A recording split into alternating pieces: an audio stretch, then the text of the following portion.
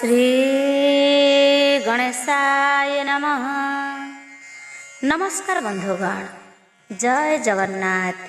आज होछि माँ महालक्ष्मींकर अति प्रिय बार गुरुवार। आसंतो प्रथमे श्री महालक्ष्मींक स्तुति करिबा, तापरे पद्म पुराण आरंभ करिबा। किछि समय हेउ पछे शुणिबाकू निश्चय चेष्टा करिबे। श्री महालक्ष्मी स्तुति।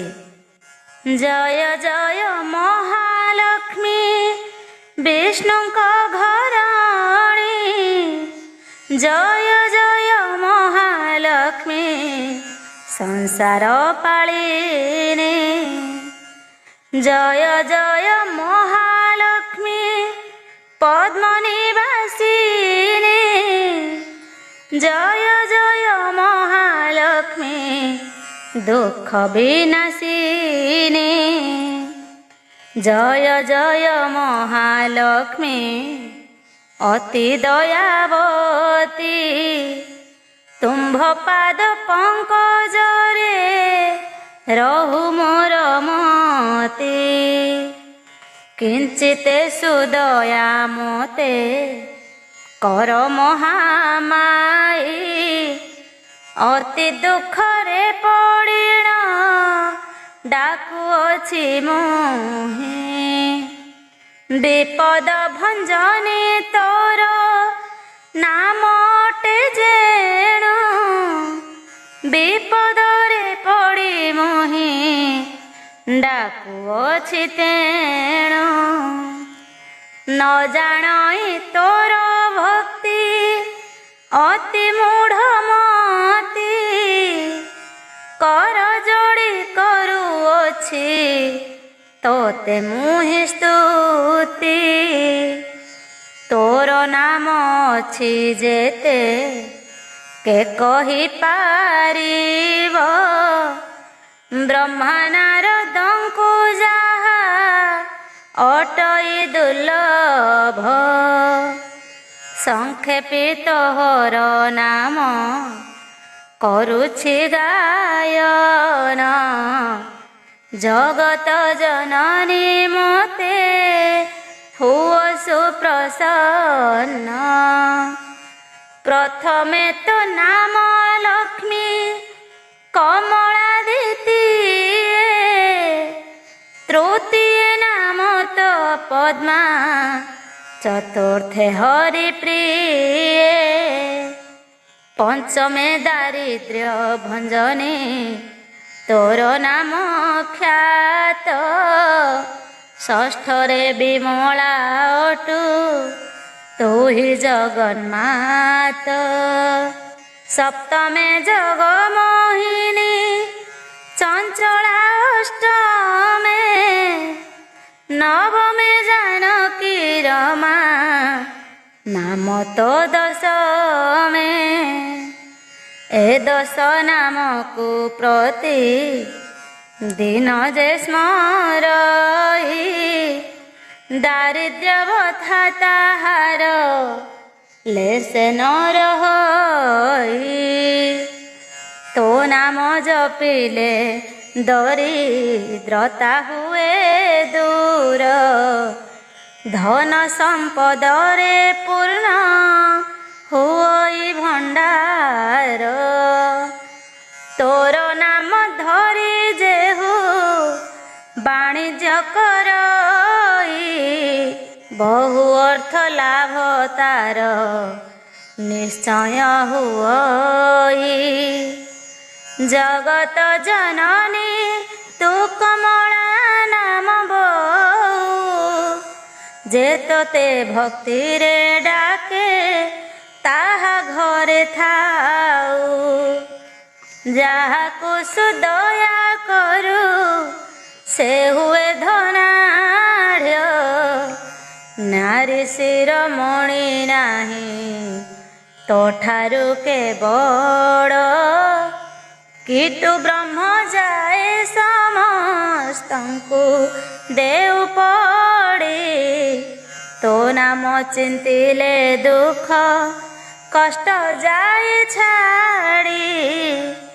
तोर द्रोही मानंकु माँ ଅନନ ମିଳଇ ଯେତେ ଅରଜିଲେ ପେଟ କେବେ ନ ପୁରଇ ତୋହର ଚରିତ କର୍ଣ୍ଣ ଦେଇ ଯେ ଶୁଣାଇ କିୟ ବା ଭକତି ଭାବେ ମନରେ ଗୁଣାଇ ତାହାର ଦରିଦ୍ର ପଣ ଯାଏ ଦୂର ହୋଇ ସର୍ବଦା ପ୍ରସନ୍ନ ତାକୁ ହେଉ ମହାମାଇ ଏଣୁ ତୋ ଚରଣେ ମାଗ କରୁଛି ବିନତି ଦୟା କରି ମାଗ ଫେଡ଼ ଏ ଘୋର ବିପତ୍ତି କିଞ୍ଚିତରେ ନେତ୍ର ଢାଳି ଚାହିଁ ଦିଅ ମତେ ମୁହିଁ ଅରକ୍ଷିତ ଜନ ଆଶ୍ରା କଲି ତୋତେ ଯେତେବେଳେ ଯାହା ମାଗ କରୁଥିବି ଇଚ୍ଛା ଜଗତ ଜନନୀ ପୂର୍ଣ୍ଣ କର ମନ ବାଞ୍ଛା ମୋ ପ୍ରତି କରୁଣା ଯେବେ ନ କରିବୁ ତୁହି ଭବସାଗରେ ଭାସିବି ସିନା ଧନ୍ଦି ହୋଇ ତୁହି ନ ଫେଡ଼ିଲେ ଦୁଃଖ ଆନକେ ଫେଡ଼ିବ ଦାସ ନାଶ ଗଲେ ନିନ୍ଦା ତୋହର ହୋଇବ ତୁହି ମୋର ମାତା ପିତା ତୁ ଇଷ୍ଟ ଦେବତା ତୁହି ମୋର ଭାଇ ବନ୍ଧୁ ତୁ ରକ୍ଷା କରତା ତୋର ପାଦ ବିନୁ ମୋର ଅନ୍ୟ ଗତି ନାହିଁ ବିପଦ ଭଞ୍ଜନୀ ମାଗୋ ମୋତେ କର ତ୍ରାହି।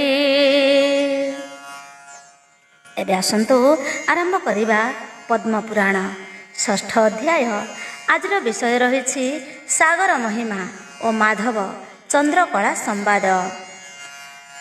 ଈଶ୍ୱର ବୋଲନ୍ତି ଶୁଣ ହିମବନ୍ତ ଜେମା ଏବେ କହିବା ଗଙ୍ଗା ସାଗର ମହିମା ପୂର୍ବର ଚରିତ ଏବେ ଦୁର୍ଲଭ ଟଇ ଶୁଣିଲେ ପାତକ ରାଶି ଦେହେ ନର ହୋଇ ଯେଉଁ ଗଙ୍ଗା ସାଗର ମହିମା ଅଗୋଚର ମୁଖ୍ୟ ହେଲେ 60 ସହସ୍ର ସଗର କୁମର କପିଳାବତାରେ ଜହିଁ ଶ୍ରୀହରି ଆଶ୍ରମ ମହାପୁଣ୍ୟ କ୍ଷେତ୍ର ସେ ବୈକୁଣ୍ଠ ସରିଧାମ ଯେଉଁଠାରେ ଗଲେ ଗଙ୍ଗା ସାଗର ମଧ୍ୟକୁ ନ ପାଇ ଖୋଜନ୍ତି ଭଗୀରଥ ନୃପତିଙ୍କୁ ଇନ୍ଦ୍ରାଣୀ ଦେବତା ତହିଁ ସ୍ନାନ କରି ନୀତି ଆତ୍ମାକୁ ପବିତ୍ର କରି କୃତାର୍ଥ ହୁଅନ୍ତି ତହିଁ ଝାସି ବନେ ଯେବେ ଛାଡ଼ନ୍ତି ଜୀବନ ମନୋରଥ ସିଦ୍ଧି ଫଳ ଲଭନ୍ତି ସେ ପୁଣ ସେ ଗଙ୍ଗା ସାଗର କଥା କହିଲେ ନ ସରେ ତହିଁ ତପ କଲା ଲୋକ ବସେ ବୈକୁଣ୍ଠରେ ଯେ ପ୍ରାଣୀର କଳେବର ତହିଁରେ ପଡ଼ଇ ସଂସାର ଜନ୍ମ ମରଣ ତାହାର ନୁହଁ ପୂର୍ବର ଚରିତ ଶୁଣ କରି ଏକ ମତି ଜମ୍ବୁଦ୍ୱୀପେ ପୂର୍ବେ ଥିଲା ଏକ ଚକ୍ରବର୍ତ୍ତୀ ମହାପୁଣ୍ୟ ନଗର ତାଳ ଧ୍ୱଜ ତାର ନାମ ତହିଁ ଥିଲା ମହାରାଜା ନାମ ତା ବିକ୍ରମ ଧାର୍ମିକ ବିବେକୀ ସେହି ପଣ୍ଡିତ ଟଇ ରାଜଚକ୍ରବର୍ତ୍ତୀ ହୋଇ ପ୍ରଜା ଯେ ପାଳଇ ଥିଲା ତାର ପାଟରାଣୀ ନାମ ହୀରାବତୀ ମରମା ସୁନ୍ଦରୀ ମତି ବ୍ରତା ମହାସତୀ ଶରଦ ଚନ୍ଦ୍ରମା ପ୍ରାୟ ଦିଶେ ତା ବଦନ, ତିନି ପୁର ମୋହ ହେବେ କରି ଦର୍ଶନ। ଚିରକାଳ ତାହାଙ୍କର ନଇଲା ତନୟ, ରାଜାରାଣୀ ଦୁହେଁ ମନେ ହୋଇଲେ ବିସ୍ମୟ। ସକଳ ବିପ୍ରଙ୍କୁ ଦିନେ ଡାକି ନୃପବର, ପୁତ୍ର ହେବା ପାଇଁ ଯଜ୍ଞ କଲେ କପାର। ନାରାୟଣ କୃପାରୁ ସେ ପୁତ୍ର ଜନ୍ମ ଦେଲା, ମାଧବ ବୋଲିଣ ରାଜା ନାମ ତାର ହେଲା। ଦିନୁ ଦିନୁ ବଢ଼ିଲା ସେ ବାଳୁତ କୁମାର, କାମଦେବ ପ୍ରାୟ ଯୁବାଦିଶ ସୁନ୍ଦର। ସୁବର୍ଣ୍ଣର ପ୍ରାୟ କାନ୍ତି ସର୍ବ ଯେ ଲକ୍ଷଣ, ଦେଖିଲେ ଯୁବତୀ ଧରି ନ ପାରନ୍ତି ପ୍ରାଣ।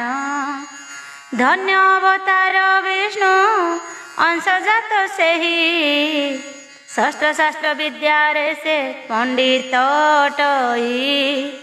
ଦିନେ ସେ ବିକ୍ରମ ରାଜା ପୁତ୍ରକୁ ଦେଖିଣ, ବିଚାର କଲା କ ଡାକି ଆଣି ମନ୍ତ୍ରୀ ଗଣ। ବୋଲଇ ମୋହର ଆସି ହେଲା ବୃଦ୍ଧ କାଳ, ପୁତ୍ରକୁ କରିବି ରାଜା ଏ ମହିମଣ୍ଡଳ। ଶୁଣି ମନ୍ତ୍ରୀ ଗଣେ ଶୁଭ ଲଗ୍ନ ବିଚାରିଲେ, ବିପ୍ରଙ୍କୁ ଡାକିଣ ପୁତ୍ରେ ଅଭିଷେକ କଲେ। ରାଜା ହୋଇ ମାଧବ ଯେ ଏକ ଦିନ କରେ, ସୈନ୍ୟ ଘେନି ମୃଗ ୟାକୁ ଗଲା ଅରଣ୍ୟରେ। ଅରଣ୍ୟ ମୃଗ ୟା କରି ଅଇଲା ଦେଗଣ, ପ୍ରବେଶ ହୋଇଲା ଆସି ନଗର ନିକଟେଣ। ନଗର ପ୍ରାନ୍ତରେ ଥିଲା ଏକ ସରୋବର, ତହିଁ ପ୍ରବେଶ ହୋଇଲା ମାଧ ନୃପବର। ଦେଖିଲା ଯୁବତୀ ରତ୍ନ ସ୍ନାନ ଯେ କରଇ, କିବା ସ୍ୱର୍ଗ ପସରି ଆସିଛି ଓହ୍ଲାଇ। ସ୍ନାନ କରି ଜଳ କୁମ୍ଭ କାଖେ ଘେନି ଯାନ୍ତେ, ଚଞ୍ଚଳ ହୋଇଲା ମନ ରାଜାଙ୍କୁ ଦେଖନ୍ତେ। ମନେ ବିଚାରିଲେ ରାଜା ଅସକୁଆ ରହି, ପୋଖରୀର ଭିତରକୁ ଆସେ ଏକା ହୋଇ। ଏହି ରାଜପୁତ୍ର ଯୁବା ସୁନ୍ଦର ପୁରୁଷ, ଏକାକୀ ଅଇଲି ମୋର ଅଟେ ବଡ଼ ଦୋଷ। ମୁହିଁ ଅପୂର୍ବ ସୁନ୍ଦରୀ ନୀଲଜୟ ସ୍ଥାନ, ଅସ ଚଢ଼ି ବେଶ ହୋଇ ଆସଇ ରାଜନ। କେମନ୍ତେ ସଙ୍କଟରୁ ହୋଇବଇ ପାର, ଭୂ ଧର୍ମ ଦେବତା ଏଥୁ କର ଯେ ଉଦ୍ଧାର। ପତିବ୍ରତା ନାରୀ ଏକା ବସ ମୋ ସ୍ୱାମୀର, ପରପୁରୁଷରେ ମନ ନାହିଁ ଯେ ମୋହର। ବୋଇଲା ଏକାକୀ ସ୍ଥାନେ ସଡ଼ୁ ଯେବେ ଥିବ, ସେଠାରେ ଦଣ୍ଡେ ନ ରହି ବେଗେ ପଳାଇବ। ପତିବ୍ରତା ବ୍ରତକୁ ଅଟଇ ଶତ୍ରୁ ଏହି, ନପୁଣ ମାଧବ ମୋତେ ବଳେଣ ହରଇ। କେମନ୍ତେ କରିବି ମୋତେ ନଦୀ ସେ ବିଚାର, କେଉଁ ପରି ଦେହ ଘେନି ଯିବି ନିଜପୁର। ଏମନ୍ତ ବିଚାରି ମନେ କରଇ ସୁନ୍ଦରୀ, ପୋଖରୀ ଭିତରୁ ବେଗେ ଆସଇ ବାହାରି।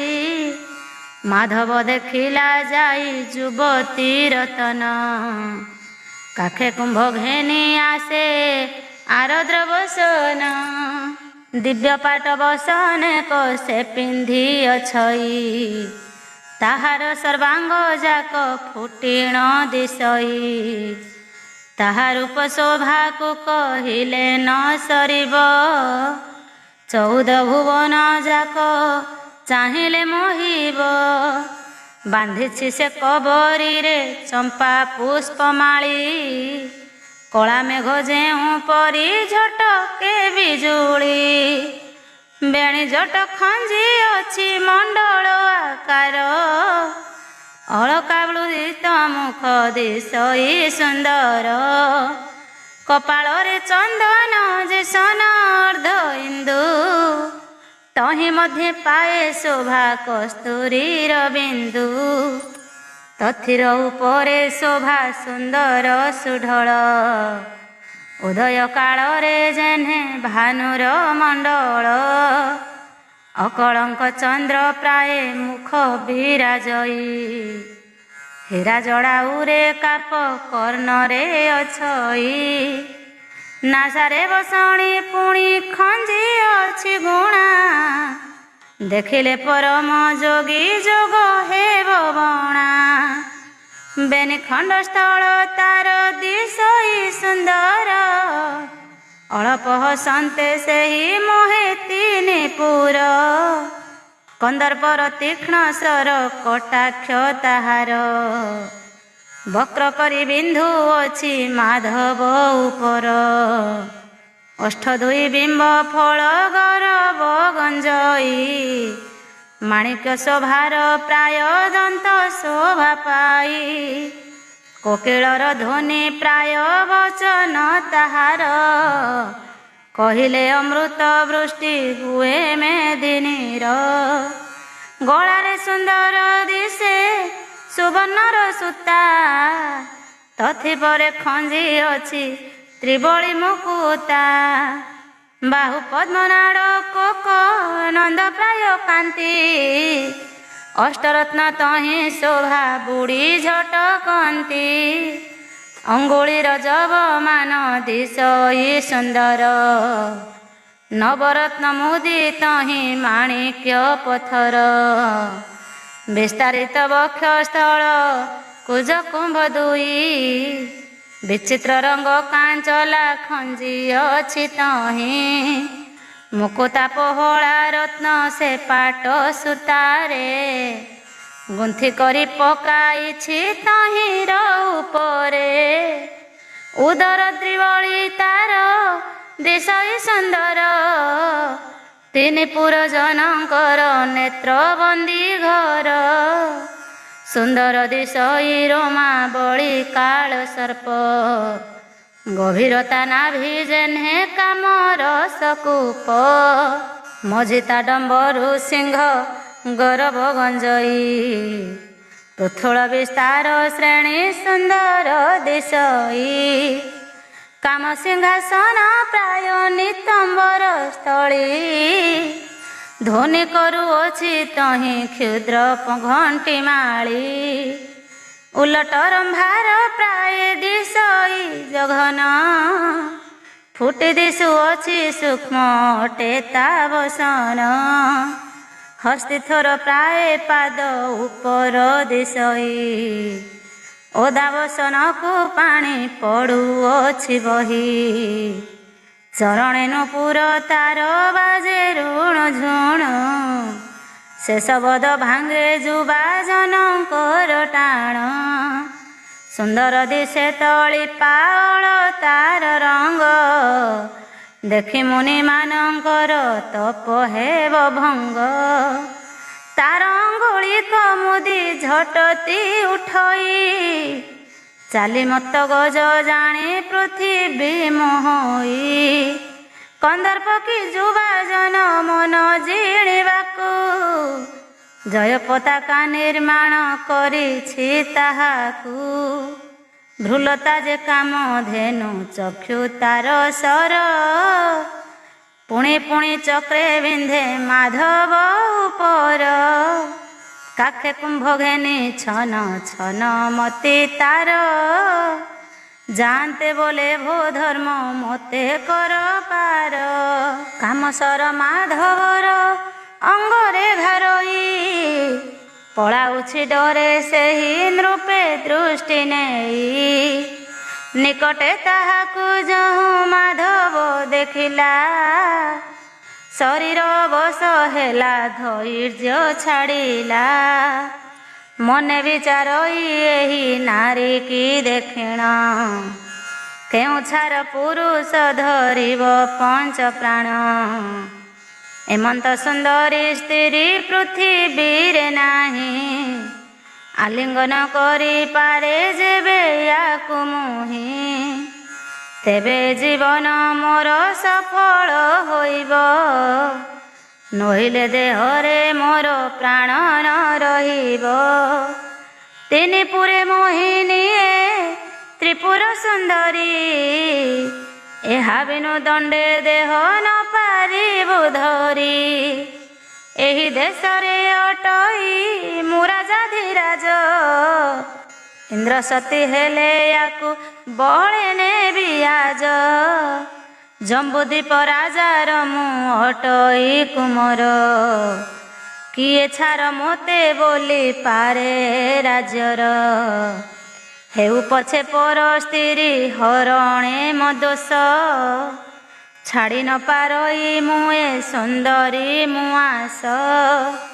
ଏତେ ବୋଲି ସବୁ ସୈନ୍ୟ ଦୂର କରିଦେଲା, ଅସରୁ ଓହ୍ଲାଇ ତାର ଆଗରେ ମିଳିଲା। ରାଜାଙ୍କୁ ଦେଖିଣ ଏକା ସେ ନବ ଯୁବତୀ, ବାଟୁଆଡ଼ ହୋଇ ମୁଖ କରି ଅଧୋଗତି। କାମେ ବଶ ହୋଇ ରାଜା ଲାଜ ଦୂର କଲା, ଦୁଇ ହାତକୁ ପ୍ରସାରି ଆଗ ଓହ୍ଲାଇଲା। ବୋଇଲା ଅଙ୍ଗନା ଅଟୁ କାହାର ତୁ ନାରୀ, ନବଯୁବାତିନୀ ପୁର ମୋହିନୀ ସୁନ୍ଦରୀ। କି ନାମ ତୋହର ପୁଣ କେଉତା ତୋହର, ଜନ୍ମିଅଛୁ କାହା ଗର୍ଭେ ନାମ କି ପିତାର। ସୁବର୍ଣ୍ଣର ଦେହ କାନ୍ତି ତୁ ମୃଗଲୋଚନ, ଯିବାକୁ ଚଞ୍ଚଳ କିମ୍ପା କରୁଛୁ ତୁ ମନ। ଯୁବାଜନ ମାନଙ୍କର ଚିତ୍ତ ମୋହ ପାଶି, ଖଞ୍ଜନ ନୟନେ ତୁ କିଶୋରକୁ ଅଛୁ ଆସି। ଏ ମହିମଣ୍ଡଳେ ତୋର ସମ କେହି ନାହିଁ, କେତେ କାଳ ବସି ତୋତେ ଗଢ଼ିଅଛି ବିହି। କୋମଳ ତୋ ତନୁ ଅତି ସୁକୁମାର ଜାଣ, କେମନ୍ତେ ସହିଛୁ ଦେହେ ରବିର କିରଣ। ଗୟ କୁମ୍ଭ ପ୍ରାୟ ଶୋଭା ଦିଶେ ପୟୋଧର, କିମ୍ପା ବହି ନେଉଅଛୁ କଟି ତଟେ ନୀର। ଶିରୀଷ ପୁଷ୍କର ପ୍ରାୟ ତୋ ଦେହ ଅଟଇ, କେଉଁ ପରି ଏ କର୍କଶ ଘଟଛୁ ବହି। ଧିକ ଧିକ ବିଧାତାର ଅତିବେ କିପଣ, ଏ ନାରୀ କି ଦେଉଅଛି ଏଡ଼େ କକଷଣ। ଅନ୍ତପୁରେ ପଲ୍ୟଙ୍କରେ ଥିବା ଯୋଗ୍ୟ ନାରୀ, କାହାକୁ ଦଇବ କରୁଅଛି ଏତେ ସରି। ଯେବେ ତୁ ସୁନ୍ଦରୀ ମୋର ବୋଲ କରୁ ଶୁଣି, ଦେବତା ପ୍ରାୟକ ତୋତେ ପୂଜିବ ଜାଣି। ଜଳକୁମ୍ଭ କାଖରୁ ଗୋଦେଇଣ ପକାଇ, କୃପା ଦୃଷ୍ଟି କରି ସଖୀ ଚାହା ମୋତେ ତୁହି। ସୁନ୍ଦର ଦିଶୁଛି ଏ ତୋ ପାଦର ଅଙ୍ଗୁଳି, କିମ୍ପା ଉଭା ହୋଇଅଛୁ ମହାତପ୍ତ ବାଲି। ଏ ତୋହର ରୂପ ଯେତେବେଳୁ ଦେଖିଲଇଁ, ଧୈର୍ଯ୍ୟ ବିବେକ ବୁଦ୍ଧି ସବୁ ତେଜିଲଇଁ। କୃପାଲୋଚନରେ ସଖୀ ଚାହା ତୁ ଗୋ ମୋତେ, ଆଲିଙ୍ଗନ କଲେ ପ୍ରାଣ ରହୁ ହୃଦଗତେ। ଚନ୍ଦ୍ରମା ବଦନୀ ମୁଖ ଦେଖାଅ ତୁରିତ, ମୋଚକର ଚକ୍ଷୁ ପାନ କରୁ ସେ ଅମୃତ। ଯେବେ ତୁ ନିରାଶ ସଖୀ କରିବୁ ମୋହରେ, ମଲେ ମୋ ପୁରୁଷ ହତ୍ୟା ଲଭିବୁ ବ୍ୟବହାରେ। ବିକ୍ରମ ନୃପତି ପୁତ୍ର ମାଧବ ଗମୁହିଁ, ଭଞ୍ଜିବୁ ପରମ ସୁଖ ଠାକୁରାଣୀ ହୋଇ। ଅନ୍ତପୁରେ ରହିଛନ୍ତି ଯେତେ ମୋର ନାରୀ, ତୋ ପାଦେ ଖଟିବେ ସେହି ସକଳ ସୁନ୍ଦରୀ। ସ୍ତ୍ରୀଗଣ ମଧ୍ୟେ ହେବୁ ତୁହି ଶିରୋମଣି, ମୁହିଁ ତୋ ପାଦରେ ସେବା କରୁଥିବି ଜାଣି।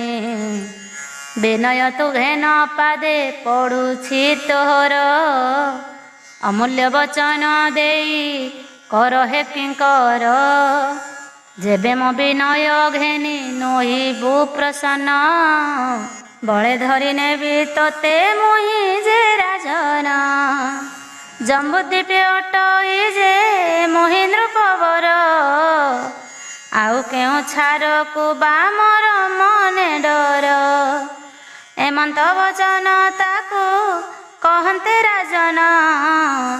ଶୁଣି ଚନ୍ଦ୍ର କଳାର ଯେ ହଜିଗଲା ଜ୍ଞାନ, ବିଚାରେ ନିଷ୍ଠୁର ବାଣୀ ରାଜା ତ କହିଲା। ବଳେ ଧରି ଘେନି ଯିବ ବୋଲିଣ ବୋଇଲା, ନିରାଶ ଦେଖିଣ ନାରୀ ଧୈର୍ଯ୍ୟ ହରାଇ। ମୁଖରୁ ବସନ କାଢ଼ି ବଚନ କହଇ, ବୋଲଇବ ନୃପ ଶୁଣ ବିକ୍ରମ ନନ୍ଦନ। ମୋର ସ୍ୱାମୀ ଶୁଣି ନାହିଁ ମୋ ମୁଖ ବଚନ, କହଇ ମୁଁ ଯାହା ସାବଧାନେ ଶୁଣ ପୁଣି। ସତ୍କୁଳରେ ଜାତ ପତିବ୍ରତା ଶିରୋମଣି, ବୀରବାହୁ କ୍ଷତ୍ରିୟ ଯେ ଅଟେ ମୋର ପିତା। ସୁଲକ୍ଷଣୀ ବୋଲି ନାମେ ମୋର ନିଜ ମାତା, ସୁବାହୁ ବୋଲିଣ ଭର୍ତ୍ତା କ୍ଷତ୍ରିୟଙ୍କ ବୀର। ଚନ୍ଦ୍ରକଳା ବୋଲି ନାମ ଅଟଇ ମୋହର, ପତିବ୍ରତା ନାରୀ ମୁହିଁ ସ୍ୱାମୀର ଅଧୀନ। ତାହା ବିନୁ ଆନରେ ନ ଥାଇ ମୋର ମନ, ଦେବତା ପୂଜାର ଅର୍ଥେ ଜଳକୁ ଅଇଲି। ସ୍ନାନ ସାରି ଜଳ କୁମ୍ଭ ଘେନି ଯାଉଥିଲି, ନ ଚାହିଁଛି ମୁଖ ମୁହିଁ ପର ପୁରୁଷର। ଲଜ୍ଜା ଛାଡ଼ି ତୁମ୍ଭଙ୍କୁ ମୁଁ କରୁଛି ଉତ୍ତର, ଯାହା କହୁଅଛି ଏବେ ଶୁଣ ନୃପସୁତ। ଅବିବେକୀ କାମ ସରେ ହୋଇଛ ମୋହିତ, ତ୍ରିପୁରେ ଦୁର୍ଲଭ ତୁମ୍ଭ କୁଳର ବ୍ୟବହାର। ଏକଥା କ୍ଷେମନ୍ତେ କରି କହ ନ ପବର, ଯେ ଅର୍ଜଇ ପାପ ପୁଣ୍ୟ ସେହି ଭୋଗ କରେ। ମନ ସ୍ଥିର କର ରାଜା କହ ଇଚ୍ଛା ମୋରେ, ତୁମ୍ଭର ଉପର ବଂଶେ ଯେତେ ରାଜା ଥିଲେ। ପର ସ୍ତ୍ରୀ ମାତୃତୁଲ୍ୟ କରିଣ ପାଳିଲେ, ତାଙ୍କ ଯଶ କୀର୍ତ୍ତି ଧର୍ମ ରହିଲା ସଂସାରେ। ତୁମ୍ଭେ ଜନ୍ମ ଲୋଭିଅଛ ତାହାଙ୍କ କୂଳରେ, ଏଡ଼େ ବଡ଼ କୂଳେ ରାଜା କଳଙ୍କ କରିବ। ଅକୀର୍ତ୍ତି ପତାକା ନେଇ ଶିରରେ ବାନ୍ଧିବ, ଶୁଣ ନୃପମଣି ପର ସ୍ତ୍ରୀ ଯେ ହରଇ। କ୍ଷଣେ ସୁଖ ଲୋଭି ସର୍ବଧର୍ମ ବିନାଶଇ, ପର ନାରୀ ଦେଖି ଯେହୁ ନପୁଂସକ ହୋଏ। ଇହଲୋକ କୀର୍ତ୍ତି ଲୋଭି ବୈକୁଣ୍ଠକୁ ଯାଏ, କର୍ମଭୂମି ଅଟଇ ଶୁଣ ନୃପବର। ପାପ ପୁଣ୍ୟ ଯେ ଅର୍ଜଇ ସେ ଭୋଗ ତାହାର, ପର ସ୍ତ୍ରୀ ହରଣେ ରାଜା ନଦିଅ ହେ ଚିତ୍ତ। କାମବଶ ହୋଇ କରି ନୁହଁ ସିଆରତ, କାମ ଲୋଭେ ପ୍ରବର୍ତ୍ତିଲେ ପାତକ ବଢ଼ଇ। ପାପରେ ମୃତ୍ୟୁକୁ ଲୋଭି ନର୍କରେ ପଡ଼ଇ। ଏକାକୀ ଅବଳା ମଜେ ନିର୍ଜନ ଏ ସ୍ଥାନ, ତୁମ୍ଭେ ମହାବୀର ବଳେ କରିବ ଲଙ୍ଘନ। ସବୁ ଧର୍ମ ଗୁଣ କୀର୍ତ୍ତି ବୁଡ଼ିବ ତୁମ୍ଭର, କାମବଶ ହୋଇ ପର ନାରୀକୁ ନହର। ଦେଖ ଏ ଶରୀର ରକ୍ତ ଅଛି ମାଂସେ ପୁଣ, ବିଷ୍ଠାମୂତ୍ର କୃମିରେ ଯେ ହୋଇଛି ନିର୍ମାଣ। ଚିରସ୍ଥାୟୀ ନୁହେଁ ଦେହ ଏ କ୍ଷୀଣ ଭଙ୍ଗୁର, କାମବଶେ ଏଥିରେ ନ ପଡ଼ ନୃପବର। ଅଜ୍ଞାନେ ପାମରେ ପର ସ୍ତ୍ରୀ ଯେ ହରନ୍ତି, ବଢ଼ଇ ପାତକ ସେହି କ୍ଷଣି ନାଶ ଯାନ୍ତି। ପର ସ୍ତ୍ରୀ ବଡ଼ ସ୍ତ୍ରୀ ରୂପ ଅଟଇ ସଂସାର, ଗ୍ରାସନ୍ତେ ଅଜ୍ଞାନୀ ଲୋକେ ପଡ଼ନ୍ତି ନର୍କରେ। ଏ ମୋହର ବୋଲ ଏବେ କର ନୃପବର, ପର ସ୍ତ୍ରୀ ହରଣେ ଚିତ୍ତ ନଦିଅ ଆବର। ଚନ୍ଦ୍ରକଳା ବଚନ ଯେ ଶୁଣି ନୃପବର, କରତ ପ୍ରାୟ କାଟେ ହୃଦୟ କାମ ସର। ବେଳୁ ବେଳୁ କାମ ଜୋର ହୃଦୟରେ ପଡ଼ିଲା, ବିନୟ ବଚନ ପୁଣି ତାକୁ କହିଲା। ବୋଇଲା ଗୋ ସୁନ୍ଦରୀ ତୋର ଦର୍ଶନରେ, କାମସର ପୁଣି ପୁଣି ବିନ୍ଧୁଛି ଶରୀରେ। କାମ ସାଗରରୁ ସଖୀ ପାରି କର ମତେ, ଶରଣ ପଶିଲି ମୁହିଁ ତୋର ପଦାଗ୍ରତେ। ଯେବେ ତୁ ସଜନୀ ମତେ କରିବୁ ନିରାଶ, ଅବଶ୍ୟ ଖାଇ ମରିବି କାଳକୂଟ ବିଷ। କିମ୍ପାଇଁ ଭପ୍ରିୟେ ମତେ ନ କହୁ ବଚନ, କେତେ କାଳ ଥିବ ଏତ ସୁନ୍ଦର ଯୌବନ। ଯୁବା କାଳ ଯାଇ ଏବେ ବୃଦ୍ଧ କାଳ ହେବ, ନୟନ ପଥରେ କେହି ତୋତେ ନ ଚାହିଁବ। ଦେଖ ହିମ ବରସନ୍ତେ ପଦ୍ମକ୍ଷୟ ଯାଇ, ମଧୁପାନେ ଭ୍ରମର କି ତହିଁ କି ଆଶଇ। ପଦ୍ମିନୀ ତୁ ସଂସାରରେ ହୋଇଅଛୁ ଜାତ, ଏ ରୂପ ଗଲେ ତ କେହି ନହିବେ ଆଗତ। ଖଞ୍ଜନ ନୟନୀ ମତେ କୃପା ଦୃଷ୍ଟି ଦେଇ, ଦାସ କରି କିଣି ପାଦେ ରଖ ମତେ ତୁହି। ତୋହର ନିଷ୍ଠୁର ବାଣୀ ଶୁଣି ମୋ ହୃଦରେ, କାମ ପାଞ୍ଚ ସର ବାଜି ଅଧିକ ବିଦାରେ। ଏ କାମ ସମୁଦ୍ର ସଖୀ ଉଦ୍ଧରିଣ ଧର, କୃପା କରିବାରେ ଘେନ ବିନୟ ମୋହର। ଚନ୍ଦ୍ରକଳା ମାଧବର ବିକଳ ଦେଖିଣ, ସୁଲୋଚନା ପ୍ରସଙ୍ଗ ଯେ କଲା ସ୍ମରଣ। ବୋଇଲା ଏ କଥା ରାଜା ଘରେ କହିବି, ଏ ଘୋର ସଙ୍କଟ ମୁହିଁ ଉଦ୍ଧାର ପାଇବି। କହେ ଚନ୍ଦ୍ରକଳା ରାଜା ଶୁଣ ମୋ ବଚନ, କହଇ ଯେ ମନ୍ତେ ଶାନ୍ତ ହେବ ତୋର ମନ। ଅପୂର୍ବ ସୁନ୍ଦରୀ ଅଛି ସଂସାରେ ଦୁର୍ଲଭ, ଲଭିବ ତାହାକୁ ଯେବେ ପୂର୍ବ ଭାଗ୍ୟ ଥିବ। ମୋହଠାରୁ ଅଧିକ ସେ ସୁନ୍ଦରୀ ଅଟଇ, ଗୋଟେ ବାଞ୍ଛା କରିଅଛି ଶୁଣିଅଛି ମୁହିଁ। ତିନି ପୁରେ ତାହାର ସମାନ ନାହିଁ ବର, ଗୁପତେ ସଖୀ କି ପେଶିଥିଲା ତୁମ୍ଭପୁର। ଅଳ୍ପ ଦିନ ହେଲା ତାର ଆସିଥିଲା ସଖୀ, ତୋତେ ଦେଖିବାକୁ ପେଶିଥିଲା ସେ ସୁମୁଖୀ। ସୁନ୍ଦର ସୁଗୁଣ ସବୁ ତୁମ୍ଭର ଦେଖିଲା, ଯିବା ବେଳେ ମତେ ସବୁ କହି କରି ଗଲା। ପରମ ସୁଲଭ କଥା ନଥିଲା ମନର, ସୁମରିଲା ରାଜା ଦେଖି ବ୍ୟାକୁଳ ତୁମ୍ଭର। ଯଦ୍ୟପି ତୁମ୍ଭର ଭାଗ୍ୟ ଥିବ ହେ ନୃପତି, ସେ କନ୍ୟା ରତ୍ନର ତେବେ ହୋଇବ ଯେ ପତି। ଭାଗ୍ୟ ଦଶା ଏବେ ଜାତ ହେଲାଣି ତୁମ୍ଭର, ଧର୍ମ ଅର୍ଥ କାମ ମୋକ୍ଷ ଲଭିବ ଆବର। ତୁମ୍ଭେ ସୁନ୍ଦର ପୁରୁଷ ସୁନ୍ଦରୀ ସେ ସ୍ତ୍ରୀ, ତିନି ପୁରେ ଦୁହିଁକି ଯେ ମୋହେ ସମସରି। ଯେ ସ୍ତ୍ରୀ ପାଇଲେ ସ୍ୱର୍ଗ ଭୋଗ ଯେ କରିବ, ସକଳ ପାତକ ନାଶି ମୁକ୍ତି କି ଲଭିବ। ମହାବଳୀ ପୁରୁଷ ସିଂହର ଏହି ଗୁଣ, ହସ୍ତିନୀ କି ଲଭଇ ସେ କମ୍ବୁ କି ଛାଡ଼ିଣ। ଜାଣ ବୀରମଣି ସ୍ତ୍ରୀ ରତ୍ନ ସେ ଅଟଇ, ମୋତେ ଛାଡ଼ିବେ गे ତାକୁ ଲଭ ତୁମ୍ଭେ ଯାଇ।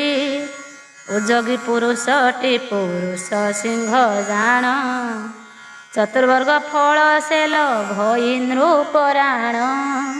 ଶୁଣି ସେ ମାଧବ ମନ ଆନନ୍ଦ ହୋଇଲା, କାହିଁ ଅଛି ସେହି କନ୍ୟା କହ ଗୋ ବୋଇଲା। କେ ବଣ ଦେଶରେ ଅଛି କେ ତାହାର ପିତା, କି ରୂପେ ତାହାକୁ ପୁଣି ଗଢ଼ିଛି ବିଧାତା। ଯେବେ ଅନୁଗ୍ରହ ତୋର ଜାଣଛି ମୋତେ, ବେଗେ କହ ତାକୁ ମୁହିଁ ଲଭିବି କେମନ୍ତେ। ଯାହା ତୁ କହିବୁ ଗୋ ମୃତ ପ୍ରାୟ ବାଣୀ, ଅସ୍ଥିର ହୋଇଲା ମୋ ହୃଦୟ ତାହା ଶୁଣି। ଚନ୍ଦ୍ରକଳା ବୋଲେ ଶୁଣ ମନ ସ୍ଥିର କରି, ଯହିଁ ଅଛି କହିବି ସେ ପରମା ସୁନ୍ଦରୀ। ସମୁଦ୍ର ପାରିରେ ପ୍ରକ୍ଷ ଦ୍ୱୀପର ମଧ୍ୟରେ, ଦିବ୍ୟନ୍ତୀ ନାମରେ ନଗ୍ର ଅଛଇ ତହିଁରେ। ସ୍ୱର୍ଗପୁର କିବା ମର୍ତ୍ତ୍ୟପୁରେ ଆସି ସ୍ଥିତି, ଗୁଣାକର ନାମେ ତହିଁ ଅଛଇ ନୃପତି। ଧାର୍ମିକ ବିବେକ ସର୍ବଗୁଣେ ସେ ସମ୍ପନ୍ନ, ସତ୍ୟବାଦୀ ପୁଣି ତେଜେ ଅଗ୍ନିର ସମାନ। ସୁଶୀଳା ବୋଲିଣ ତାର ପାଟ ମହାଦେଇ, ସର୍ବସୁଲକ୍ଷଣା ଦିବ୍ୟ ସୁନ୍ଦରୀ ଅଟଇ। ସ୍ୱାମୀ ଭକ୍ତାପତି ବ୍ରତା ଅଟଇ ସେ ନାରୀ, ତାହାର ଗର୍ଭରୁ କନ୍ୟା ଅଛି ଅବତରୀ। ସୁଲୋଚନା ବୋଲି ନାମ ଅଟଇ ତାହାର, ତାକୁ କେହି ତିନି ପୁରେ ନାହିଁ ପଟାନ୍ତର। ସର୍ବସ୍ତ୍ରୀ ମାନଙ୍କର ସର୍ବଗୁଣ ଘେନି, ଜାତ ହୋଇଅଛି ପ୍ରକ୍ଷ ଦ୍ୱୀପ ସେ ମେଦିନୀ। ତାହାର ଯେ ରୂପ କହି ନୁହେଁ ବଚନରେ, ଯାହାକୁ ଦେଖି ବିଧାତା ସ୍ତ୍ରୀ ସୃଷ୍ଟି କରେ। କେତେ ମୁଁ କହିବି ତାର ରୂପ ଗୁଣ ଭାବ, ଦେବତା ଦେଖିଲେ ତାକୁ ଲୋଭ ସେ କରିବ। ତାହାର ସମାନ ସଂସାରରେ ନାହିଁ ସ୍ତ୍ରୀ, ତ୍ରିପୁର ମୋହିନୀ ପ୍ରକ୍ଷ ଦ୍ୱୀପେ ଅବତରୀ। ସୁବୁଦ୍ଧି ଧାର୍ମିକ ସେହି ପଣ୍ଡିତା ଅଟଇ, ଅତି ଯତ୍ନ କରି ତାକୁ ଗଢ଼ିଅଛି ବିହି। ପଦ୍ମିନୀ ସମ୍ଭୂତା ସେହି ହୋଇଅଛି ଜାଣ, ପୂର୍ବର ତପସ୍ୟା ଥିଲେ ଲଭିବ ତା ପୁଣ। ଶୁଣି ସେ ମାଧବ ରାଜା ଚନ୍ଦ୍ର କଳା ବାଣୀ, ସ୍ଥିର କଲା ମନ ସେହୁ କାମକୁ ନ ଗଣି।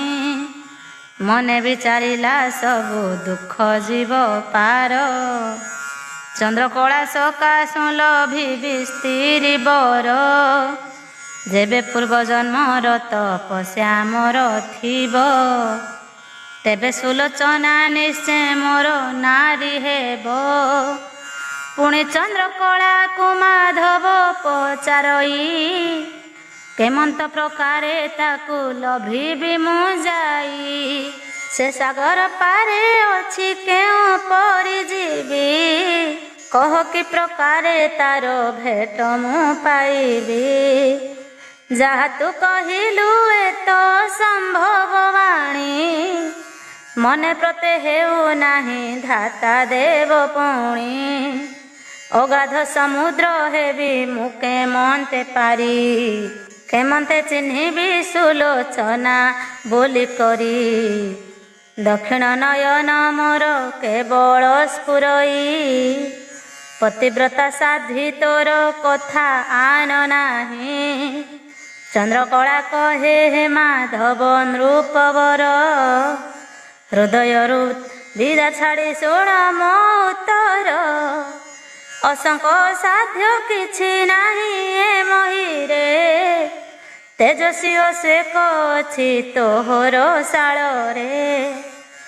ଉଗ୍ରସେନ ବୋଲି ନାମ ଯେଉଁ ଅଶୋକର, ପୂର୍ବ ସେ ଜନ୍ମିଛି ଉଚ୍ଚୈ ଶ୍ରବାର ବଂଶର।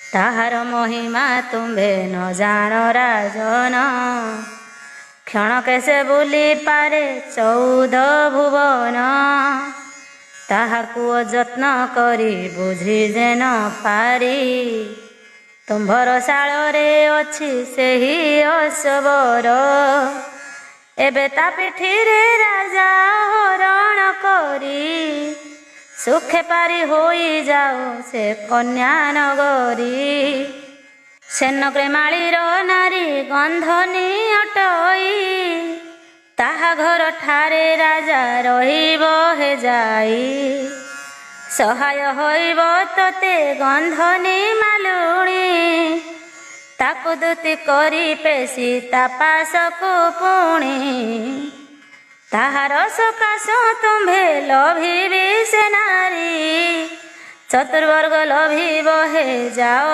ଦଣ୍ଡଧାରୀ ସେ କନ୍ୟାର ବାମ ଜଙ୍ଘେ ଅଛି ତିଳ ଚିହ୍ନ ତାହା ଦେଖି ରାଜା ପ୍ରତେ ଯିବ ତୁମ୍ଭ ମନ ବେଗେ ମୋର ବୋଲେ ଯାଅ ବିଳମ୍ବ ନ କର ବିଭା ହୋଇ ନାହିଁ ସେହି ଲୋଭୀ ଦୁଃଖ ଘୋର ସେ କଥା ଶୁଣି ମାଧବ ବେଗ ହୋଇଗଲା ଚନ୍ଦ୍ରକଳା ନିଜ ପୁରେ ପ୍ରବେଶ ହୋଇଲା ପାପ ବିନାଶିନୀ ଗଙ୍ଗା ଦେବୀର ଚରଣ ବିପ୍ର ନୀଳାମ୍ବର ଦାସ ପଶିଲା ଶରଣ ଇତି ଶ୍ରୀ ପଦ୍ମପୁରାଣେ କ୍ରିୟାଯୋଗ ସାରେ ହରିଭକ୍ତି ରତ୍ନମାଳା କଥା ପ୍ରବନ୍ଧେ ଚିତ୍ରକଳା ମାଧବ ସମ୍ବାଦେ ନାମ ଷଷ୍ଠ ଅଧ୍ୟାୟ ସପ୍ତମ ଅଧ୍ୟାୟ ମାଧବ ରାଜାର ଅଶ୍ୱଶାଳେ ପ୍ରବେଶ ଓ ଭଦ୍ରାସ ସହିତ କଥୋପକଥନ। ଈଶ୍ୱର ବୋଲନ୍ତି ଶୁଣ ହେମବନ୍ତ ଯେ ମା ଆବର କହିବା ତତେ ପ୍ରୟାଗ ମହିମା ଉଚାଟ ହୋଇଣ ରାଜା ନବରକୁ ଯାଇ ଅଶ୍ୱଶାଳରେ ପ୍ରବେଶ ସୁଲୋଚନା ଧ୍ୟାଇ ଅଶଙ୍କୁ ବିନୟ କରି କହଇ ବଚନ ତୁମ୍ଭେ ମହାତେଜବନ୍ତ ଅଟ ସଗଣ ସକଳ ଲକ୍ଷଣ ଯୁକ୍ତ ହୋଇଛ ଆବର ଯାହା ମୁଁ କହିବି ଶୁଣ ତୁମ୍ଭର ଆଗର ପ୍ରକ୍ଷଦୀପ ବୋଲି ସିନ୍ଧୁ ପାରିରେ ଅଛଇ ଗୁଣାକର ନାମେ ତହିଁ ଅଛି ନୃପ ସାଇ ସୁଲୋଚନା ବୋଲି ଅଛି ଦୁହିତା ତାହାର ତିନି ପୁରେ ନାହିଁ ସ୍ତ୍ରୀ ତାକୁ ପଟାନ୍ତର ଚନ୍ଦ୍ରକଳା କହିଲା ଯେ ତାର ଗୁଣମାନ ଶୁଣିଲା ମାତ୍ରେ ଉଚାଟ ହେଲା ମୋର ମନ ମୋତେ ନେଇ ପାରିବ କେ ସିନ୍ଧୁ ପାର କରି ତେବେ ମୁଁ ଲୋଭିବି ଜାଣ ସେ ରାଜକୁମାରୀ ଶୁଣି ଅଶ୍ୱମାନେ ତହିଁ ମହାଭୟ କଲେ ଏକ କୁଆରେକ ଚାହିଁ ମୌନ ହୋଇଲେ ଭଦ୍ରାସ ବୋଲି ନଥିଲା ଏକ ଶବର ମାଧବ ମୁଖକୁ ଚାହିଁ ବୋଲଇ ଉତ୍ତର ମନୁଷ୍ୟ ବଚନେ କହେ ଶୁଣ ଦଣ୍ଡଧାରୀ ମୁଁ ନେଇ ପାରଇ ତତେ ସିନ୍ଧୁ ପାର କରି କେବଳ ତୁ କରିଅଛୁ ବଡ଼ ଅବିଚାର ଶୁଣିଲେ କହିବି ସବୁ ତୋର ଆଗର ଦେଖ ଏ ତ ଅଶ୍ୱମାନେ ଶାଳରେ ଅଛନ୍ତି ନାନା ରତ୍ନମାଳା ଭରଣ ହୋଇଥାନ୍ତି ବିରି ଘାସ ଖାଇ ସୁଖେ ବଢ଼ାନ୍ତି ଶରୀର ସେବା କରୁଥାନ୍ତି ୟାଙ୍କୁ ବହୁତ ଚାକର କାହିଁ ଯିବାକୁ ସେ ପୁଣି ସାମର୍ଥ ନାହିଁ କେହି ଯାଇ ନ ପାରିଲେ ସମୁଦ୍ରକୁ ଡେଇଁ ଏତର ମହିମା ରାଜା କହିଲେ ନ ସରି ମୋତେ ବାନ୍ଧି ଆଉ ଛିଣ୍ଡା ଦଉଡ଼ି କରି ସବୁଙ୍କ ଉଚ୍ଛିଷ୍ଟ ଘାସ କରଇ ଆହାର ବିରି କଥା ସ୍ୱପ୍ନେ ମୁଁ ନ ଶୁଣଇ କର୍ଣ୍ଣର ଦିନେ ମୋର ଦେହ ହାତ କେହି ଘଷି ନାହିଁ ଜିନ ଅଳଙ୍କାର ବା ପାଇବି ମୁଁ କାହିଁ। ଏତେ ସରି ଦୁଃଖ ମତେ ଦେଉଛୁ ରାଜନ, କାହାଗେ କହିବି ମୁଁ ତ ବିବେକ ପଣ। ଆଦର ବିହୁନେ ବଡ଼ ଲୋକ ନ ବୋଲାଇ, ଏତେ ଦୁଃଖ ଦେଇ ମତେ ନ ଚିହ୍ନିଲୁ ତୁହି। ଜଳନ୍ତା ଅନଳେ ପକାଇଲେ କାଷ୍ଠ ଘୃତ, ତେବେ ଯେ ତାହାର ତେଜ ହୁଅଇ ବିଦିତ। ଏମାନଙ୍କ ଠାରୁ ମୋର ତେଜ ବଡ଼ ଜାଣ, ତୋହର ଯେ ଆଦର ସେ କାଷ୍ଠ ଘୃତ ପୁଣ। ମତେ ଏତେ ଦୁଃଖ ଦେଉଅଛୁ ନୃପବର, ଏହାଙ୍କୁ ଦେଉଛୁ ସଂସାରରେ ସୁଖ ସାର। ତେବେ ମୋର ପରାକ୍ରମ ସିଂହର ସମାନ, ନାନା ଭୋଗ ଭୁଞ୍ଜି ଜାଣ ଏ ସକଳେ ଶ୍ୱାନ। ସପ୍ତ ସିନ୍ଧୁ କ୍ଷଣ କରେ ମୁଁ ବୋଲି ପାରଇ, ଏଛାର ସମସ୍ତେ ମତେ ସମ ହେବେ କାହିଁ। ଜମ୍ବୁଦ୍ୱୀପ ସିନ୍ଧୁ ପାର ହୋଇଣ ତୁରିତେ, ତୋତେ ଭେଟାଇବି ସୁଲୋଚନାର ସଙ୍ଗତେ। ଶୁଣି ସେ ମାଧବ ରାଜା ଆନନ୍ଦ ହୋଇଲ, ଉଦ୍ରସେନ ପାଦ ତଳେ ଯାଇଣ ପଡ଼ିଲା। ବୋଇଲା ଅପରାଧ କ୍ଷମା କର ସବର, ନ ଜାଣ ମୁଁ କଲି ଦୋଷ ସେ କଥା ନ ଧର। ଉଚ୍ଚୈଶ୍ରବା ବଂଶ ତୁହି ଏବେ ମୁଁ ଜାଣିଲି, ନ ଚିହ୍ନିଣ ତୋତେ ମୁହିଁ ଅପରାଧ ଅର୍ଜିଲି। ଆଜିଠାରୁ ମୋର ଶାଳେ ପାଟ ଘୋଡ଼ା ଜାଣ, ଏମାନେ ତୋହର ତୁଲେ ହେବେ ସବୁ ସାନ। ଦେଖ ସେ ଜ୍ୱଳନ୍ତା ଅଗ୍ନି ଶାନ୍ତି କିଲ ଭଇ, ଅଳପ ନଳ ସବୁ ବନସ୍ତ ଦହଇ। ସାଧୁଜନ ମାନେ ସେ ଜ୍ୱଳନ୍ତା ଅଗ୍ନି ଜାଣ, ଶାନ୍ତି କିଲ ଭନ୍ତି ପୁଣ ବିନୟ ଭେନିଣ। ଲିଭିଲା ଅନଳ ପ୍ରାୟ ସାଧୁଙ୍କ ବ୍ୟବହାର, ତେଜବନ୍ତ ହେଲେ ଦହି ପାରନ୍ତି ସଂସାର। ସାଧୁଜନ ମାନଙ୍କର ଅଟେ ସେ ଲକ୍ଷଣ, ସମାନ ଦେଖନ୍ତି ଶତ୍ରୁ ମିତ୍ର ଦୁଇ ଜଣ। ଇକ୍ଷୁ ଯେ ଚନ୍ଦନ ବହେ ମଧୁର ପ୍ରମୋଦ, ସେ ତାକୁ ଛେଦଇ ତାକୁ ଦିଅଇ ଆସ୍ୱାଦ। ଏତେ କହି ପୁଣି ପୁଣି ପାଦରେ ପଡ଼ିଲା, ପାଟ ଘୋଡ଼ା କରି ଶିରେ ମୁକୁଟ ବାନ୍ଧିଲା। ମାଧବର ଭଦ୍ରାସ ଆରୋହଣ ଓ ପ୍ରଚେଷ୍ଟା ସହିତ ପ୍ଳକ୍ଷଦ୍ୱୀପ ଗମନ ଏବଂ ଗନ୍ଧିନୀ ମାଳିନୀ ସହିତ କଥୋପକଥନ। ବାହାରିଲା ଶୁଭ ଲଗ୍ନ ଦେଖି ନୃପବର, ପ୍ରଚେଷ୍ଟା ଭୃତ୍ୟକୁ ଘେନି ପିଠିରେ ଅସର। ଚଢ଼ନ୍ତେ ଭଦ୍ରାସ ମନେ ଆନନ୍ଦ ହୋଇଲା, ମାଧବକୁ ଘେନି ସିନ୍ଧୁ ପାର ହୋଇଗଲା। ପ୍ଳକ୍ଷଦ୍ୱୀପ ମଧ୍ୟେ ଦିବ୍ୟନ୍ତି ଯେ ପୁର, ଜଗତି ଅଟାଳି ସୌଧ ଛଇ ଅପାର। ଇନ୍ଦ୍ର ସ୍ୱର୍ଗ ପ୍ରାୟ ସେହି ଅମୂଲ୍ୟ ଅଟଇ, କି ଉପମା ଦେବା ଅବା ତା କହି ନୁହଁଇ। ସେ ନଗର ମଧ୍ୟରେ ଯହିଁ ଗନ୍ଧିନୀର ଘର, ମାଧବ ରହିଲା ଯାଇ ଦୁଆରେ ତାହାର। ଦକ୍ଷିଣ ଗନ୍ଧିନୀ ମନେ ବିଚାର ଯେ କଲା, କେଉଁ ରାଜପୁତ୍ର ଏ ମୋ ଦ୍ୱାରକୁ ଅଇଲା।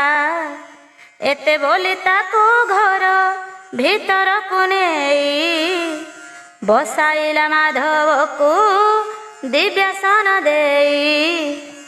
ଅତିଥି ବ୍ୟବହାରେ ତାକୁ ବହୁ ପୂଜା କଲା, ଗନ୍ଧ ପୁଷ୍ପ ତାମ୍ବୁଳ ସମସ୍ତ ଆଣିଦେଲା।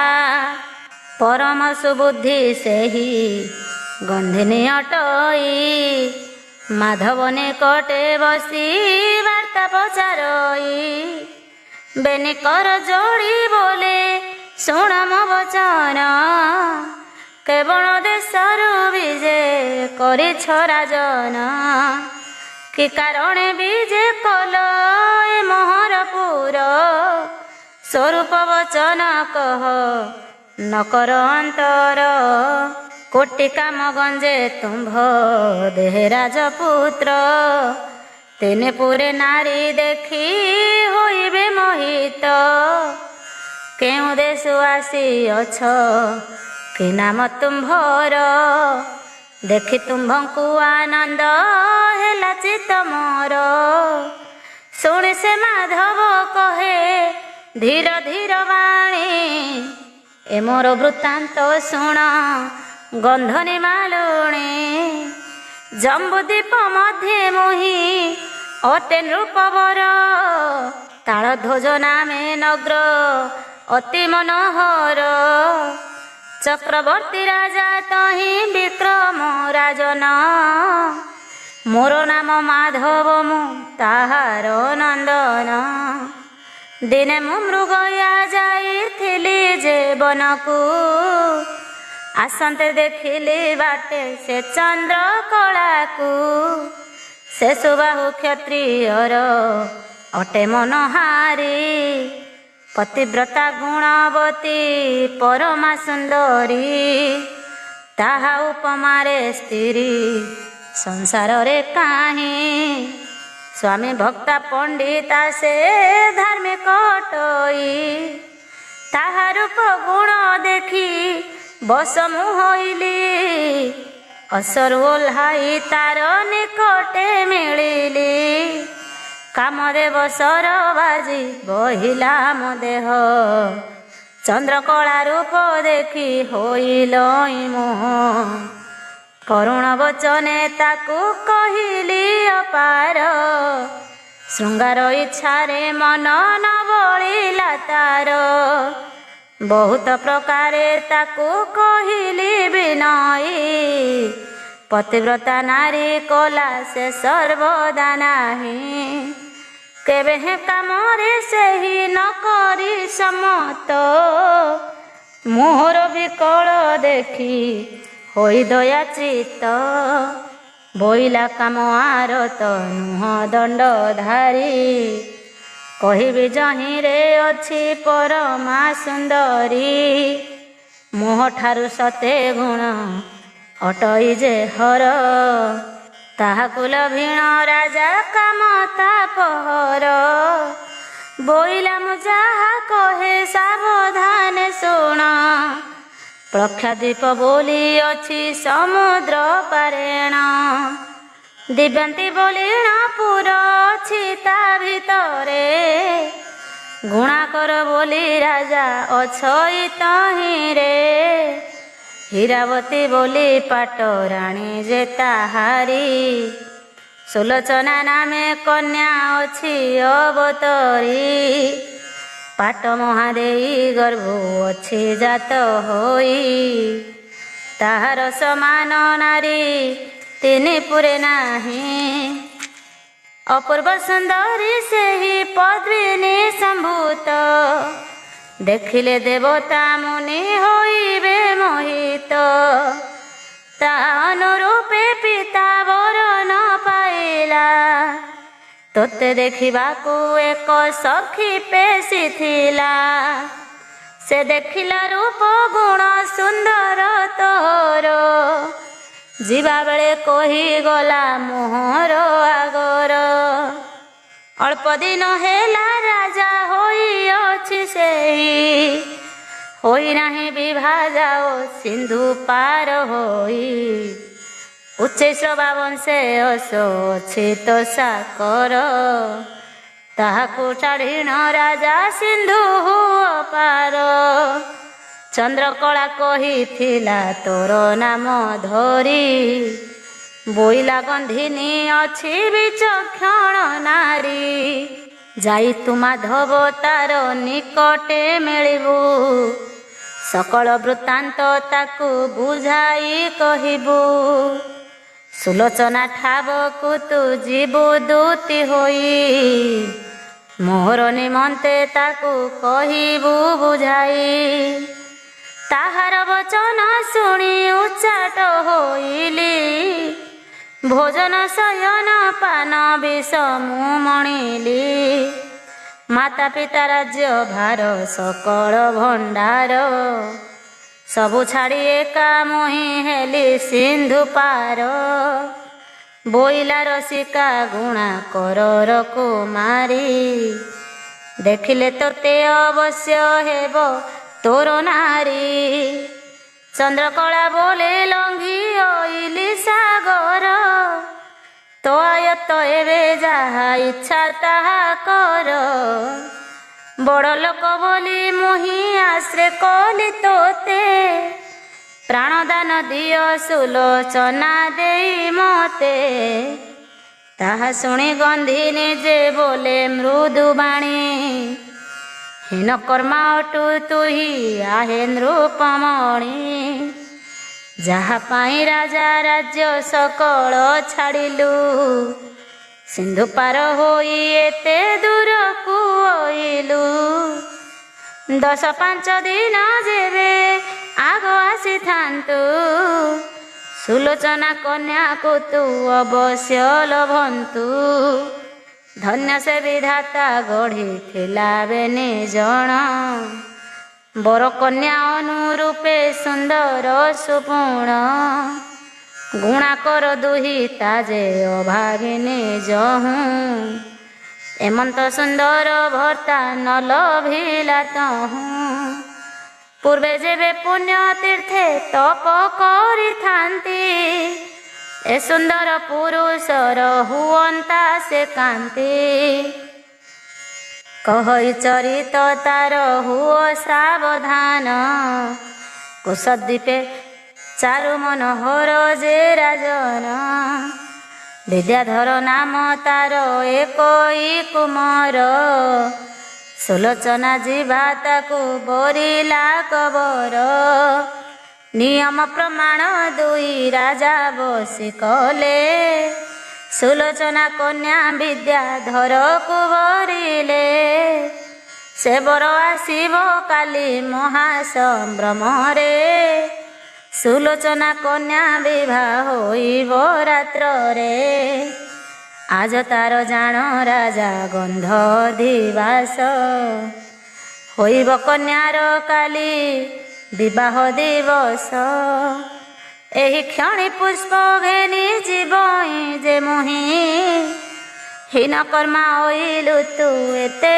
दुख पाई शुणी न सक सागरे बुड़ी महाकाय भोदैब कि कलु तू कहे बारंबार क्षणे क्षणे मोह जाई सुलोचना ध्याई धिक कर्म बोली कर ललाटे मारोई बोइला मु जहा पाई लंघिली अम्बुधि ताहाकु नेउछि आन करिबि कि बुद्धि पिता माता राज्य भार सकल छाड़िली एते दुख पाई एबे प्राण हराइली जही पाई ओइली से होइला विफल आबर देहरे जीव थिबा कि कुशल एते बोली गंधिनीर हस्त जे धइला धन रत्न देई ताकू संतोष करिला बोइला गंधिनी मते उद्धरिण धर जेमते लोभई ताकू कर से विचार दुसह संकटे जेबे भृत्य लोक थाई से नाना प्रकारे कार्य घटना करई तुम्भ बिनु सखा एथि केही नाही मोर दैव छाड़िला मते करसी उद्धार ए मोर विनय घेनी दूती होई जीवु लेखा देई से कन्या को बुझाई कहिबु तुम्भ बिनु ए कार्य गो नहिब आनरे विलंब न करी बेगे जाओ गो शीघ्र रे पुष्कर भितरे लेखा ଲୁଚାଇ ନ ନେବୁ କେହି ନ ଦେଖିବେ ସୁଲୋଚନା ହସ୍ତେ ଦେବୁ।